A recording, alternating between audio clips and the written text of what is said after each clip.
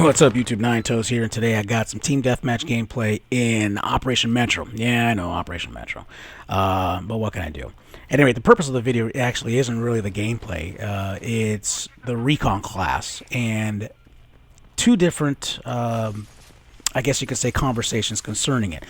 Number one, for those of you that are a little unfamiliar with me, my gameplay style, and maybe even my channel, I can't stand camping bush monsters, bush Wookiees, whatever you want to call them. There's so many pet names for them, but I do recognize that there is always going to be a sniper class or sniper rifle or something, similar or equivalent, in no matter what shooter game that's going to be out currently now and in the future. It is what it is. But with that said, more specifically to Battlefield 3, there are obviously some pretty cool, accessories and unlocks, within the class that we're all eventually going to need anyways. So the purpose, once again, of this kind of, first topic that I want to bring up is, realistically some tips on, how to rank up your Recon class. Because if you're anything like myself, you're either lacking in the Recon class, and I don't mean any, you suck. What I mean is lacking in points. And you're looking for basically a way to, again, move up, with your rank and move up in your unlocks with your accessories. So what I feel, in my opinion, is probably the best way to do it is play some deathmatch games, whether it's squad deathmatch or team deathmatch. In this case, it is team deathmatch. You're seeing me here, running around in the Recon class, with a MK11 Mod 0 with the with no optics, with the scope off. And the purpose of that is, well, I mean, you're able to scope up a whole lot faster than if you did have any kind of a scope on.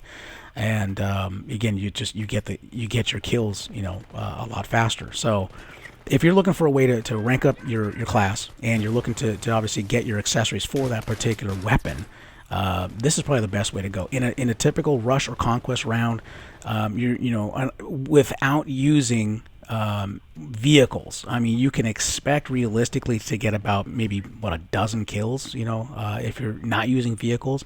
Certainly, I mean, I'm sure if you're using a chopper, if you're using a tank, which do not exist in deathmatch games, by the way.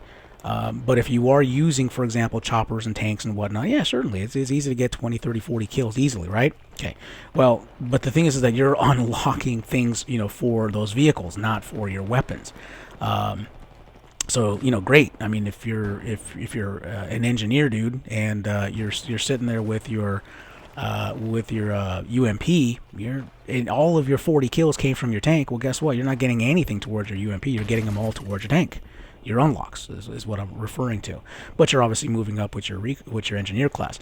In this case, more or less kind of the same. So whatever you do here is going to translate into the rest of the game. Meaning, in other words, if you unlock that ballistic scope, on Team Deathmatch as an example, it will obviously appear and be there, available when you play Conquest or Rush. So if that's what you're looking to do, great place to do it. And I like I said, I highly recommend it. I play this, a lot for that exact same reason when I unlock a new gun. And also because I don't really play the Recon class very much at all, and this is kind of usually where I will. And I'll just, grab an all-kit gun like a UMP or a PP2000 or something and just, basically go to town. The other chapter of this video is the much-dreaded sniper versus recon conversation, or controversy, as some people would like to call it. There are two different ways to play this class. And, one way is to, run around what I'm doing. And I'm certain that we've all seen it in other games and other modes as well too. As well, of course, you're maybe a recon and have all the benefits of the recon class. In other words, the spawn beacon and the the tugs and whatnot. But the assault style recon is out there in the field, active with his guys, helping out, taking, clearing out rooms and things like that, and taking out enemies. So it doesn't necessarily have to be, someone who sits back, which is the second style that you can play this. And that second style, I think, is what draws the most controversy. I'm aware if the next thing you're going to say, and you're going to, make comments, in my comments below regarding, well, man, hey, I paid my money to play this game, and I bought this game with my own money, so I can play it any which way I want. Granted, I that conversation is actually valid. I'll give you that. However, you're not adding to your team, and if you do truly want to lone wolf it, because there are people that's just all they want to do, and that's their satisfaction is to go 12-0, which doesn't really happen, but that's their goal is to try to achieve that in the game. I'm just trying to understand, why would you want to do that anyways? How fun is it to just again, a conquest round lasts about a half an hour, so is it really fun to line your stomach in a game and hope and pray and, oh my God, that I'm going to get all the enemies? I happen to be basically back in my own spawn, my team spawn, but for some reason enemies are going to pass by my way, and I'm gonna handle them when they do. That's why you're only getting 3, 4, 5, 6 kills in a round, bruh. I mean, it doesn't happen. It realistically doesn't happen. Certainly, I know one of you guys are going to come out and say, well, I've done 20, and before, doing that. In one round, maybe 2 in the last, year? It doesn't happen. It just doesn't happen. And we both know it. But, again, no sense in lying about it. So, with that said, I'm just trying to understand the motivation, because again, it really doesn't make sense. I understand, again, you paid your money, you're welcome to obviously play this game any which way you typically choose, but if it's a team-based game, if you don't contribute, you're going to contribute to the loss as opposed to the win, which is the purpose of the game at the end of the day. Can care less if you got a 1,000-meter headshot. It really, did you win? I really can care less if you went 6-0. Did you win? That's the more important part. Because again, if you've got an artificial 17-0 KDR on your battle log, but yet your win-loss ratio is like 0.23, how likely is it that you're going to be a solid contributor to your team?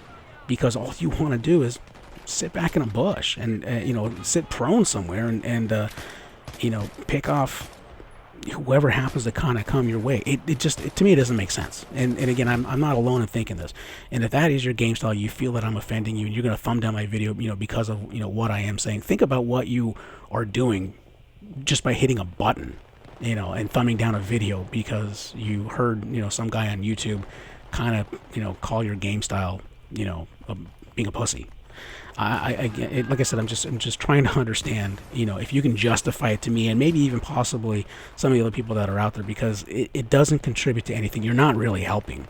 And quite frankly, if you truly genuinely feel that your 3, 4, 5, 6 kills are justified and really help out in the overall grander scope of the game, to your team, please show me how, because again, maybe I'm doing something wrong, but if I can basically go 13-10, I think, in this round, I just sure, I was positive, and I got a lot more kills than and a lot more excitement than just sitting in a bush. So anyways, guys, that'll do it. See you guys around next time.